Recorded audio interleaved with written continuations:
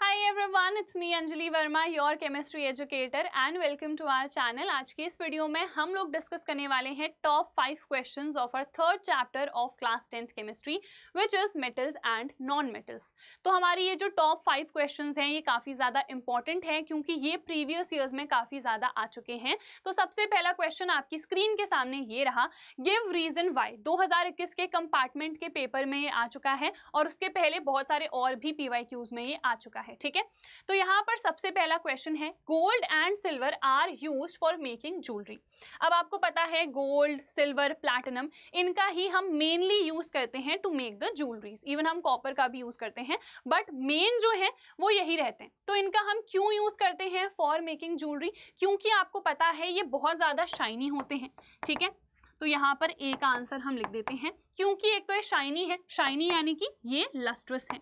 ठीक है, इसके अलावा आपको पता है इनमें कोरोजन नहीं होता है। क्यों नहीं होता है?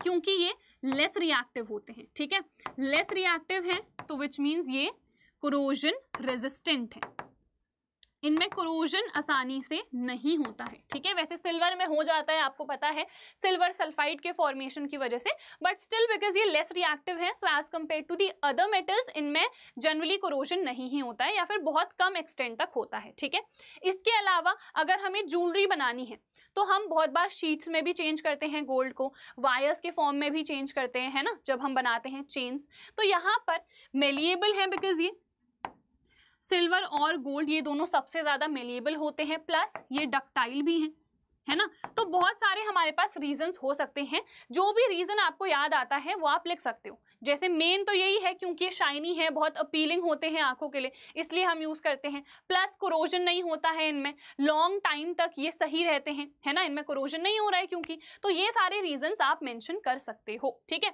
उसके बाद बी है, a few metals are used for making cooking utensils. अब यहाँ पर कुछ मेटल्स का हम यूज करते हैं जो खाना बनाने के बर्तन हैं उसको बनाने के लिए, है ना।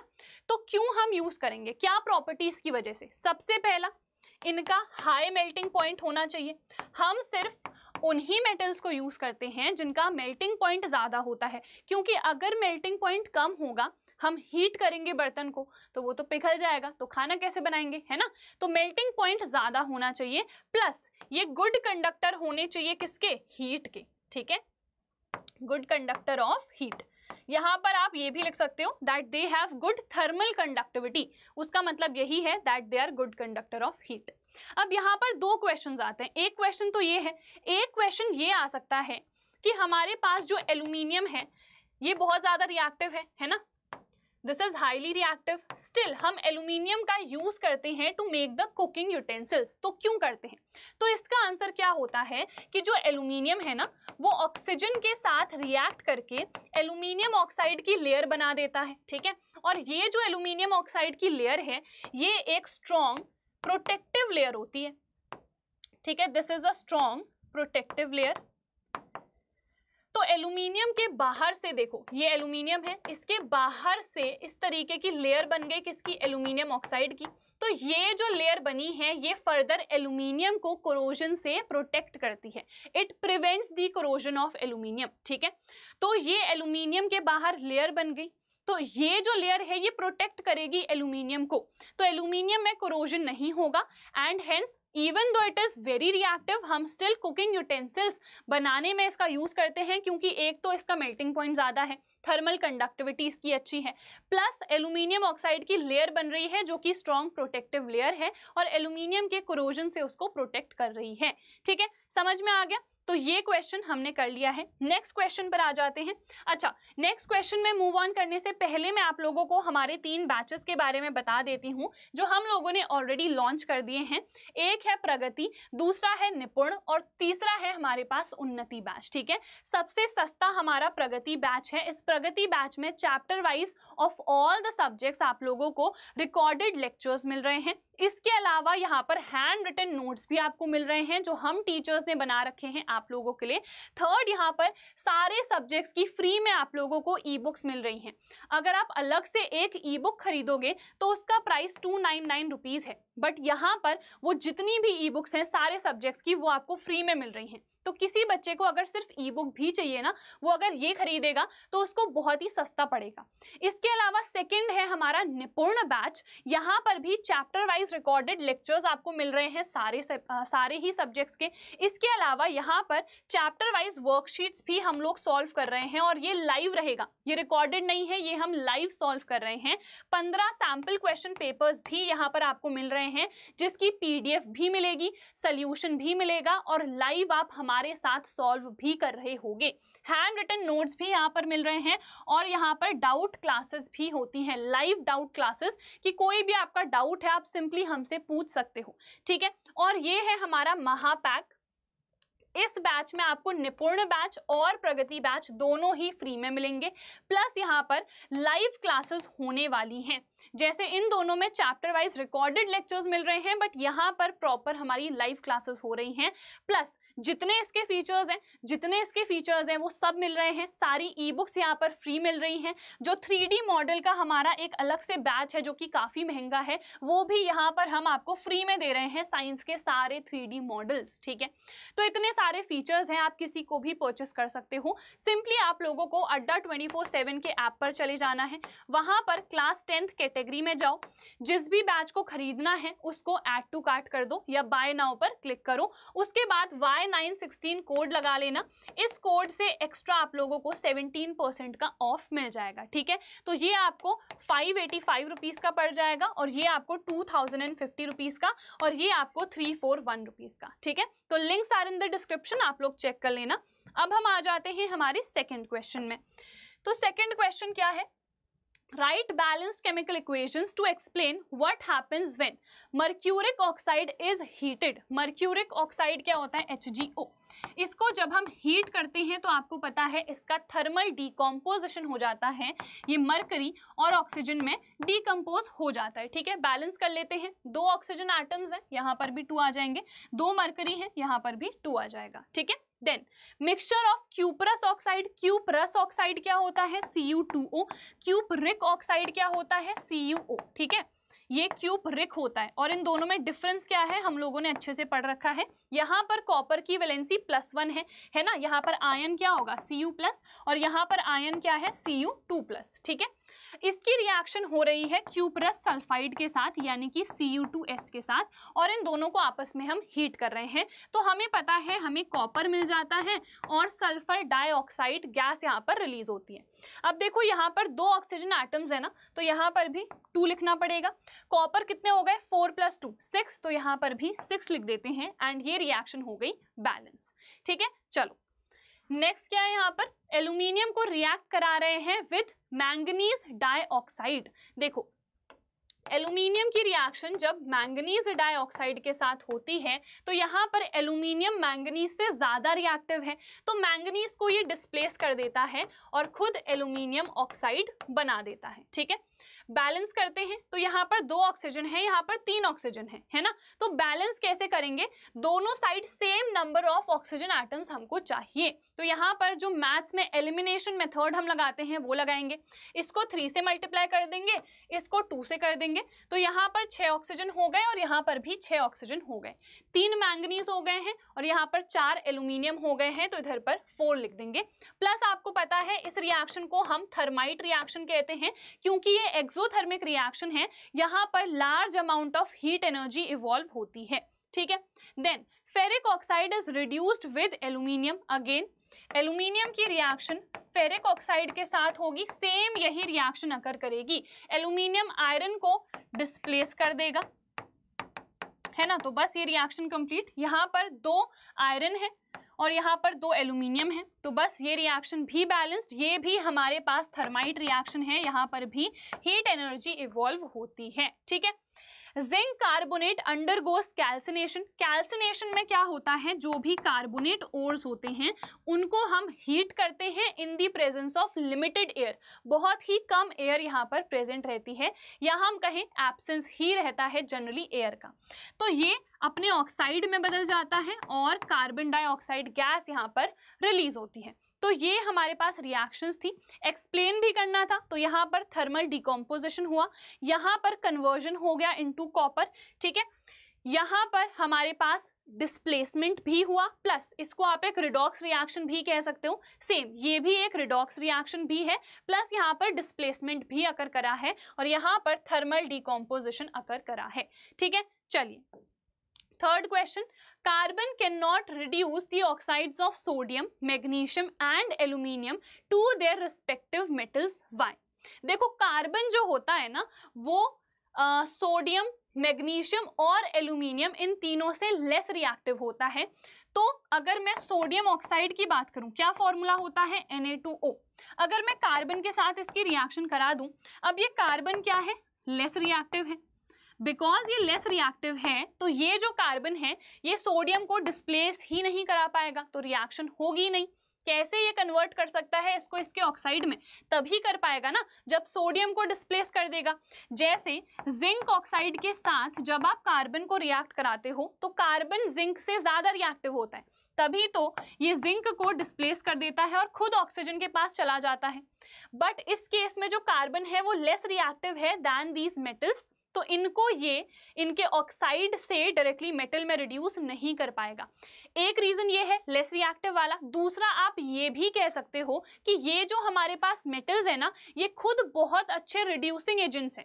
बिकॉज ये बहुत अच्छे रिड्यूसिंग एजेंट्स होते हैं तो they have great affinity towards oxygen, इनको ऑक्सीजन से बहुत ज़्यादा प्यार है, कार्बन से भी ज़्यादा इनको प्यार है ऑक्सीजन के साथ, तो ये ऑक्सीजन को छोड़ते ही नहीं है, तो ये कार्बन को अलाउ ही नहीं करते हैं कि कार्बन इनको रिड्यूस कर सके टू देयर रिस्पेक्टिव मेटल। समझ में आ गया? दो रीजंस हैं, दोनों में से जो भी आपको याद आता है वो आप लिख सकते हो। ठीक है, आप इसको अलग तरीके से ये भी लिख सकते हो कि ये जो मेटल्स हैं ये मोर रिएक्टिव होते हैं, ज्यादा रिएक्टिव होते हैं, है ना।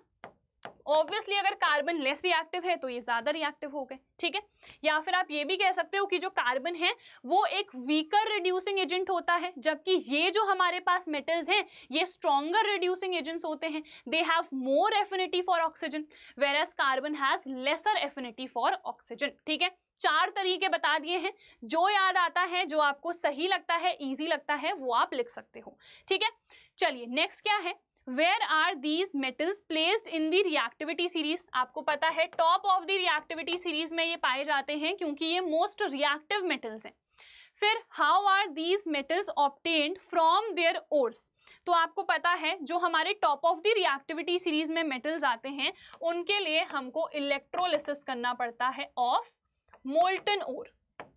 मोल्टन यानी कि वो जो ओर होता है उसको आप मेल्ट करते हो और उस मेल्टेड ओर का आप इलेक्ट्रोलिसिस करवाते हो।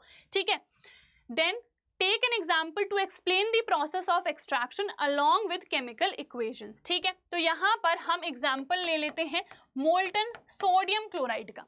सोडियम क्लोराइड में से हम सोडियम कैसे एक्सट्रैक्ट करते हैं वो देखते हैं। ठीक है, तो देखो ये मोल्टन है, यानी कि जब इलेक्ट्रिसिटी इससे पास होगी तो ये आयनाइज हो जाएगा Na+ और Cl- में। अब मोल्टन है, एक्वस नहीं है, तो यहाँ पानी प्रेजेंट नहीं होगा। ठीक है, तो सिर्फ NaCl यहाँ पर प्रेजेंट है जिसका आयनाइजेशन इस तरीके से हो गया। अब ये क्या है, केटायन है, ये क्या है, एनायन है ना। तो केटायन कहाँ पर जाता है आपको पता है, कैथोड पर। एनायन कहाँ जाता है, एनोड पर। ठीक है, तो रिएक्शन क्या होगी, देखो यहां पर केटायन आ जाएगा, एक इलेक्ट्रॉन एक्सेप्ट करेगा और ये कन्वर्ट हो जाएगा सोडियम में। तो ये जो सोडियम मेटल मुझे ऑब्टेन करना था ये यहाँ पर ऑब्टेन हो गया।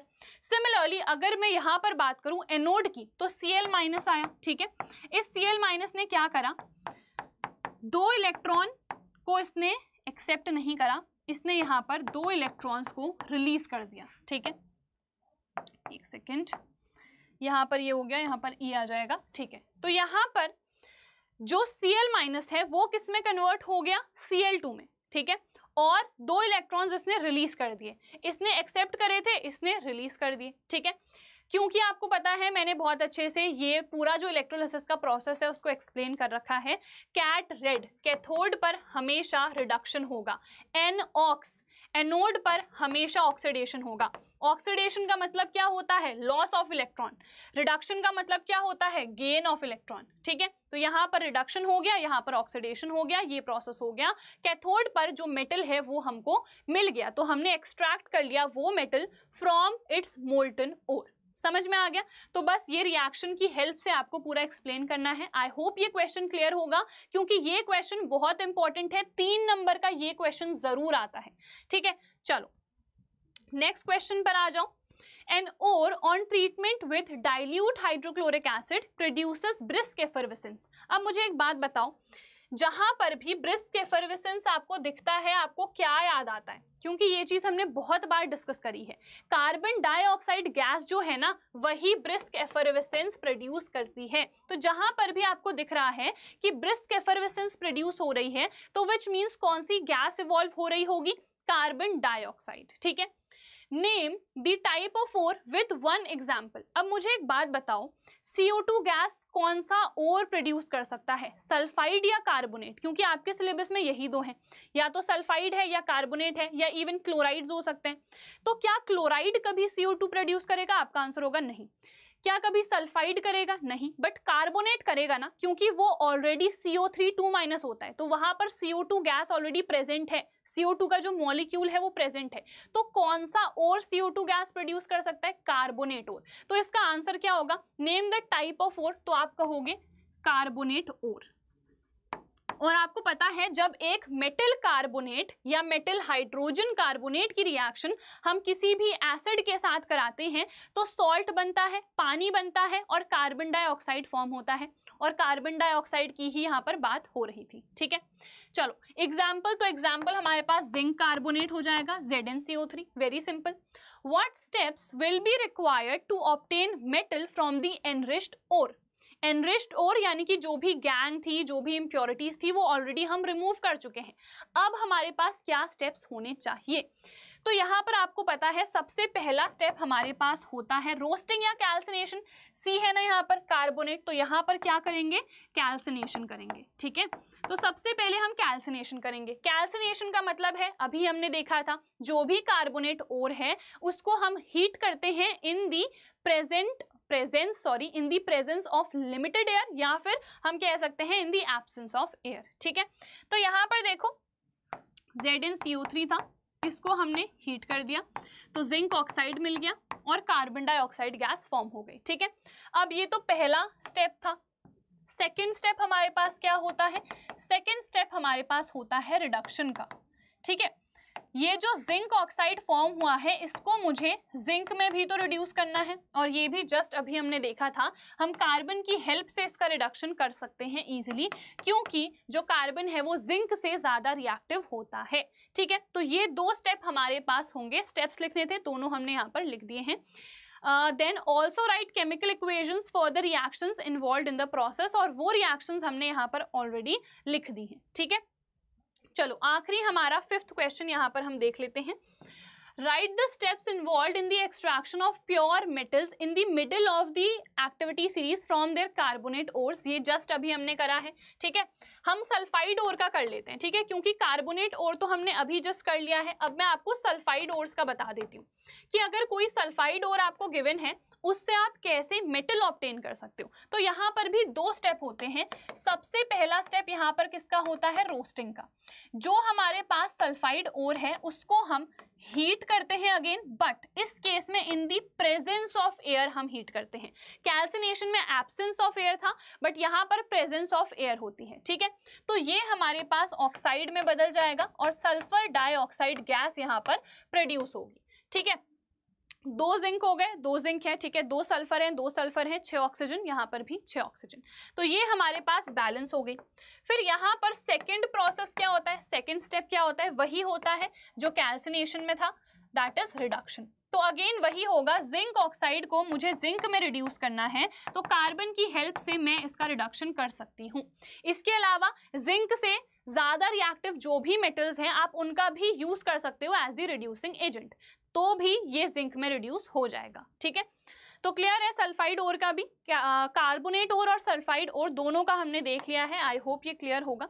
चलो नेक्स्ट बी क्या है, how is copper extracted from its sulphide ore. तो यहाँ पर भी हम क्या करेंगे, यहाँ पर भी हम रोस्टिंग करेंगे, ठीक है।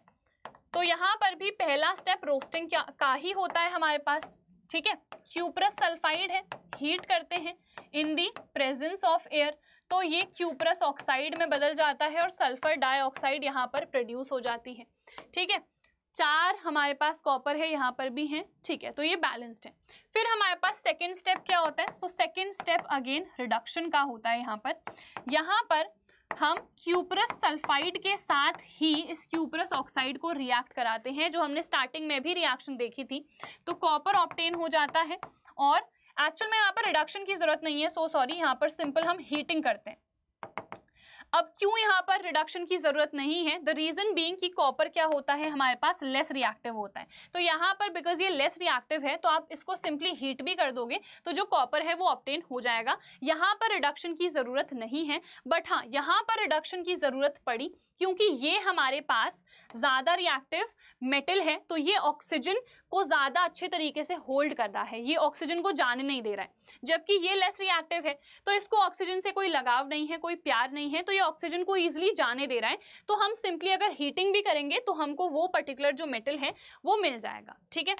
चलो, तो क्लियर हो गया, इसको हम बैलेंस कर लेते हैं। 2 ऑक्सीजन है तो यहाँ पर 2 आ जाएगा, ठीक है। So this reaction is now balanced. अच्छा, अब यहाँ पर और क्या है, explain the various steps supported by chemical equations. दोनों स्टेप्स हमने इधर पर शो कर दिए हैं, ठीक है। ये 2 हमारे पास स्टेप्स हैं। Draw label diagram for the electrolytic refining of copper, ठीक है। तो अब यहाँ पर हमें इलेक्ट्रोलिटिक रिफाइनिंग दिखानी है, तो उसके लिए हम एक कंटेनर लेते हैं। हमारे पास 2 इलेक्ट्रोड्स होते हैं, ठीक है।